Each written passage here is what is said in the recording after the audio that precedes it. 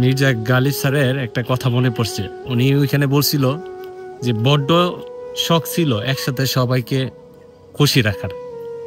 হুশ তো তখনই হইল যখন দেখলাম নিজের বিপদের সময় একা। এই জগতে আপনি সবাইকে আপনি খুশি রাখবেন, কিন্তু দিন শেষে দেখবেন যে আপনি একা।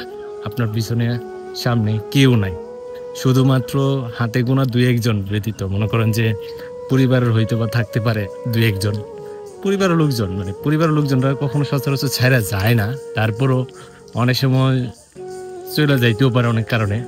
পৃথিবীতে স্বার্থ ছাড়া কেউই কারোর সাথে থাকে না। আপনি যখন বিপদে না পড়বেন ততক্ষণ পর্যন্ত আপনি নিজেকে জাজমেন্ট করতে পারবেন না যে কারা আপনাকে ভালোবাসে আর কারা আপনাকে প্রয়োজনে ভালোবাসে। তোমার সুখের সময় তুমি যাদেরকে মনে করো তাদেরকে তুমি ভালোবাসো, আর তোমার দুঃখের সময় যারা তোমাকে মনে করে তারা তোমাকে ভালোবাসে।